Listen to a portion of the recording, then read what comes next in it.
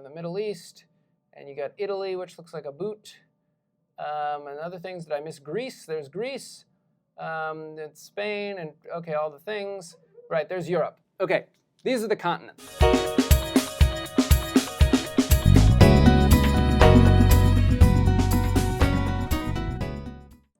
This video is about a certain rational principle, and its name is Occam's razor.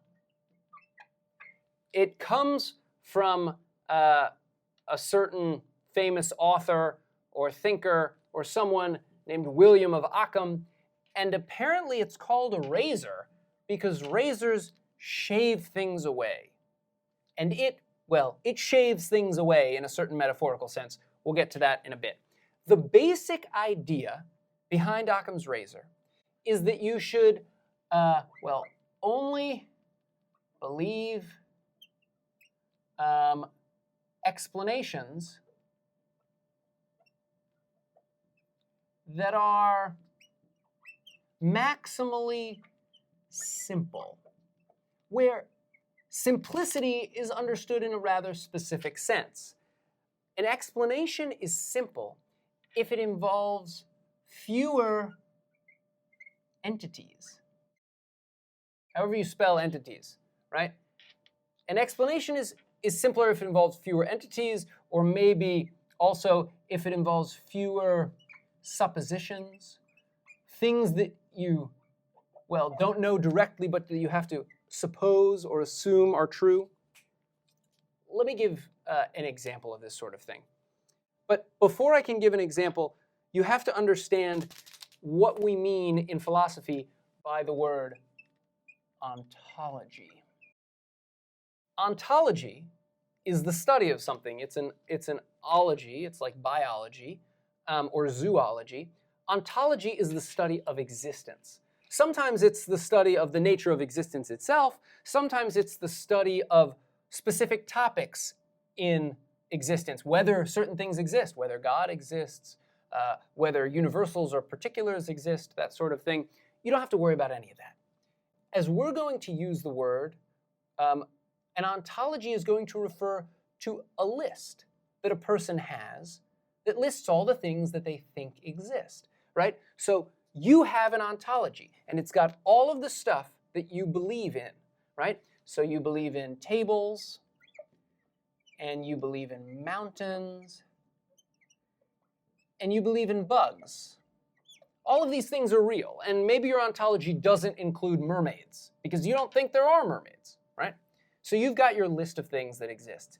And then, say, there's this question, right? And the question is, how do you explain disease, for example? Some people get sick, and other people don't. And the question is, why? Well, here's one explanation. This is not a stupid explanation, right? Maybe you think that there are witches.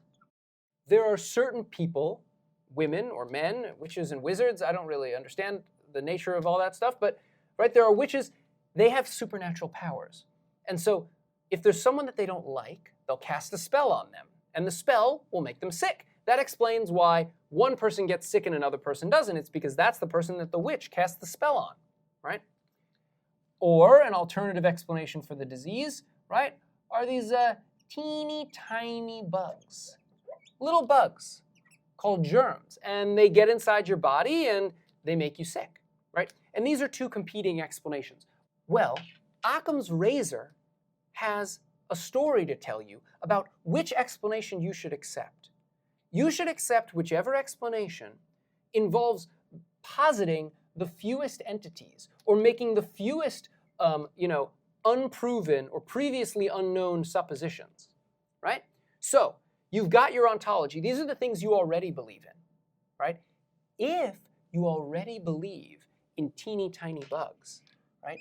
You already believe in teeny bugs because you own a microscope and you've seen them, or you trust people who own microscopes and they've seen them. So you already believe in those. Well, then when you're comparing these two explanations of disease, you notice that if this explanation is true, then there's this other type of thing in the world that you didn't already believe in, and that's witches or supernatural powers or something. You have to add something to your ontology. Whereas if you go with the germ theory, then you don't have to add anything to your ontology because you already believe that there are little creatures so small that you can't see them, right? You already believe that because you have the microscope or whatever, right?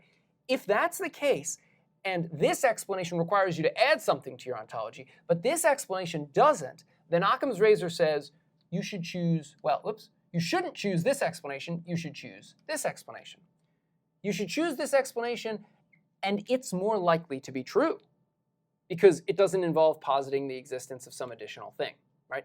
And then, if you can explain, this is sort of a further part of Occam's razor, if you can explain everything that you observe and that others observe without ever making appeal to witches, then you shouldn't believe in witches. There are no witches. That's Occam's razor. It is a principle for which theory to adopt. Okay, one last point of clarification. You may have heard of this other rational principle like Occam's razor, and it's called inference to the best explanation. And you may wonder, what's the difference? Are these just the same thing? Are they the same principle? The answer is no. Inference to the best explanation says that you should, or that you do, infer that the best explanation of the ones available is true. Occam's razor goes further. It gives you a little bit of a story about which explanations are best. It says that the simpler ones are best. The ones that involve positing the fewest entities are best. So it actually is a more specific application of inference to the best explanation. It tells you how to execute this kind of principle. Okay, before we're done discussing Occam's razor, let me give one sort of real-life example, right?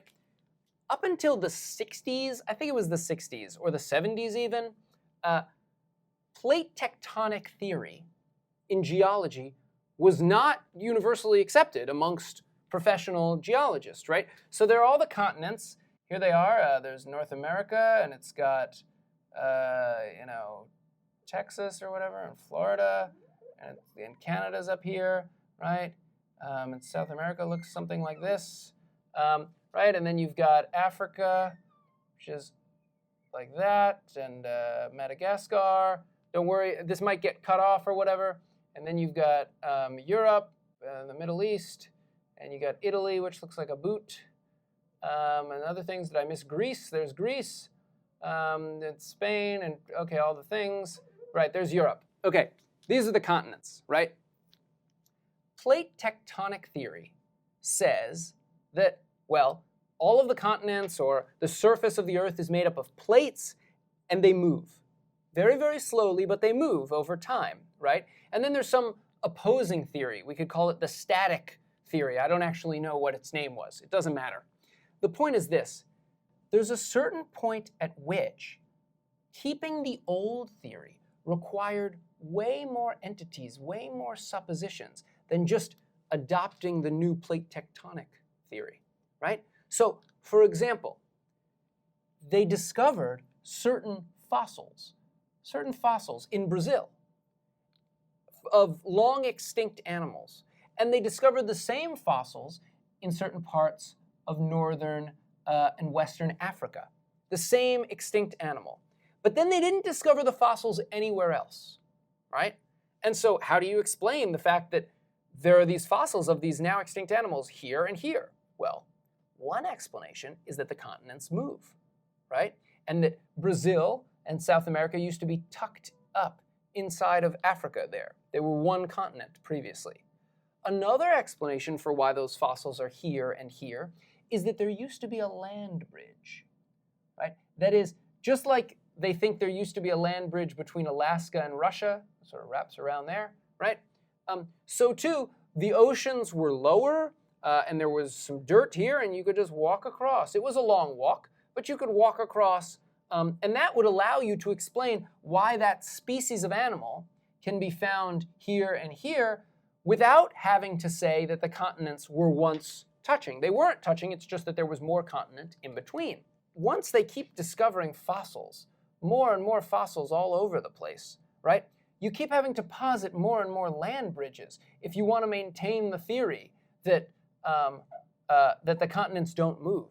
And at some point, it just becomes the case that you keep having to make all these suppositions, way more suppositions, and believe in the existence of way more entities, all of these land bridges, in order to maintain that the continents don't move. So Occam's razor says, once the evidence mounts sufficiently such that the continents moving explanation is actually simpler than the continents staying in the same place explanation, well then it's rational to believe that the continents moved. Now, that's a principle about what's rational. It may, of course, take longer for scientists to come around to believing the rational thing because they published all these papers and they got tenure based on the fact that the continents didn't move, and so they're sort of, they're pulled in the direction opposite of rationality itself, or something like that, right? Occam's razor is primarily a principle about what's rational, not a principle about what people actually do.